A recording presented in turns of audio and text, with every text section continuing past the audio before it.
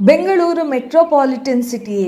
Metropolitan city ಎಂದರೇನು? ಬೆಂಗಳೂರನ್ನು metropolitan city ಲಿಸ್ಟಿಗೆ ಸೇರಿಸಿ ಎಂಬ ಕೂಗು ಏಕೆ ಕೇಳುತ್ತಿದೆ? ಇಷ್ಟು ಜನಸಂಖ್ಯೆ ಇರುವ ಬೆಂಗಳೂರು ಇನ್ನೂ ಯಾಕೆ ಲಿಸ್ಟಿಗೆ ಸೇರಿಲ್ಲ? ಹೀಗೆ ಅನೇಕ ಪ್ರಶ್ನೆಗಳಿವೆಯಲ್ಲವೇ? ಹೌದು, ಒಂದೊಂದಾಗಿ ತಿಳಿಯೋಣ ಬನ್ನಿ. ಮೆಟ್ರೋಪಾಲಿಟನ್ ಸಿಟಿಯನ್ನು ಮೆಟ್ರೋ ಸಿಟಿ ಎಂದು ಕರೆಯುತ್ತಾರೆ. ಕನ್ನಡದಲ್ಲಿ ಮಹಾನಗರ ಎಂದರ್ಥ.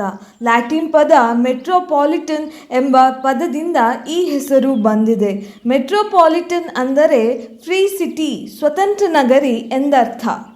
ಮೆಟ್ರೋಪಾಲಿಟನ್ ಸಿಟಿ ಸುಮಾರು 40 ಲಕ್ಷಕ್ಕೂ ಅಧಿಕ ದಟ್ಟ ಜನಸಂಖ್ಯೆ ಇರುವ ಪ್ರದೇಶ. ಈ ಮಹಾನಗರ ಕೇಂದ್ರ ನಗರ ಹಾಗೂ ಅನೇಕ ಉಪನಗರಗಳ ಸಮೂಹ. ಇದು ರಾಜಕೀಯ, ಉದ್ಯೋಗ, ಕೈಗಾರಿಕೋದ್ಯಮ, ವಾಣಿಜ್ಯ ಚಟುವಟಿಕೆ, ಸಾರಿಗೆ ಸಂಪರ್ಕ, ವಸತಿ ಸೌಲಭ್ಯ, ಮೂಲಭೂತ ಸೌಕರ್ಯಗಳ ಕೇಂದ್ರವಾಗಿರುತ್ತದೆ. ಭಾರತೀಯ ಸಂವಿಧಾನದ 74ನೇ ತಿದ್ದುಪಡಿಯಡಿ ಮೆಟ್ರೋಪಾಲಿಟನ್ ಸಿಟಿಯು 10 ಲಕ್ಷಕ್ಕಿಂತಲೂ ಅಧಿಕ ಜನಸಂಖ್ಯೆ ಇರುವ ಪ್ರದೇಶ ಮತ್ತು ಇವು 2 ಅಥವಾ ಹೆಚ್ಚು ಮುನ್ಸಿಪಾಲಿಟೀಸ್ ಅಥವಾ ಪಂಚಾಯತ್ ಅಥವಾ ಬೇರೆ ಅಕ್ಕಪಕ್ಕದ ಪ್ರದೇಶ ಹೊಂದಿಕೊಂಡಿರುತ್ತದೆ ಹಾಗೂ ಈ ಪ್ರದೇಶಗಳು ಮಾನ್ಯ ರಾಜ್ಯಪಾಲರಿಂದ ಅಂಗೀಕರಿಸಲ್ಪಟ್ಟಿರುತ್ತವೆ. ಮಹಾನಗರಗಳಲ್ಲಿ ಉತ್ತಮ ಭವಿಷ್ಯ ಹುಡುಕುತ್ತಾ ಉದ್ಯೋಗಕ್ಕಾಗಿ ವಲಸೆ ಬಂದಿರುವವರ ಸಂಖ್ಯೆ ಅಧಿಕವಾಗಿರುತ್ತದೆ. ಹೆಚ್ಚಿನ ಜನರು ಕೈಗಾರಿಕೆ ಮತ್ತು ಸೇವಾ ವಲಯಗಳಲ್ಲಿ ಕೆಲಸ ಮಾಡುವವರಾಗಿರುತ್ತಾರೆ. ದೇಶದಲ್ಲಿ ಒಟ್ಟು 9 ಮೆಟ್ರೋಪಾಲಿಟನ್ ಸಿಟಿ ಇವೆ.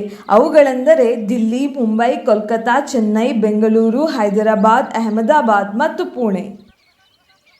ಹೌದು, ಬೆಂಗಳೂರು ದೇಶದ 4ನೇ ಅತಿ ದೊಡ್ಡ ಹಾಗೂ ವಿಶ್ವದ 27ನೇ ಅತಿ ದೊಡ್ಡ ಮೆಟ್ರೋಪಾಲಿಟನ್ ಸಿಟಿ.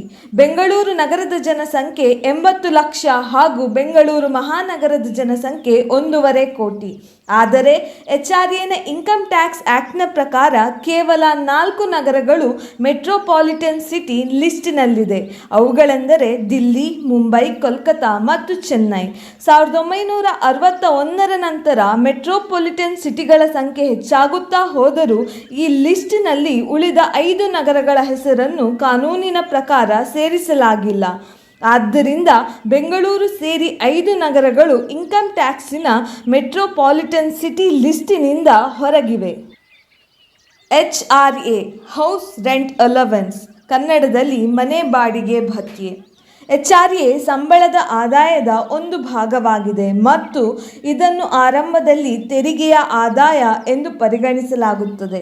ಬಾಡಿಗೆ ಮನೆಯಲ್ಲಿದ್ದವರು ಆದಾಯ ತೆರಿಗೆ ಕಾಯ್ದೆಯ ಸೆಕ್ಷನ್ 10ರ 13A ಅಡಿಯಲ್ಲಿ ಭಾಗಶಃ ಅಥವಾ ಸಂಪೂರ್ಣವಾಗಿ ತೆರಿಗೆ ವಿನಾಯಿತಿ ಪಡೆಯಬಹುದು. ಇದನ್ನು HRA ವಿನಾಯಿತಿ ಎಂದು ಕರೆಯುತ್ತಾರೆ.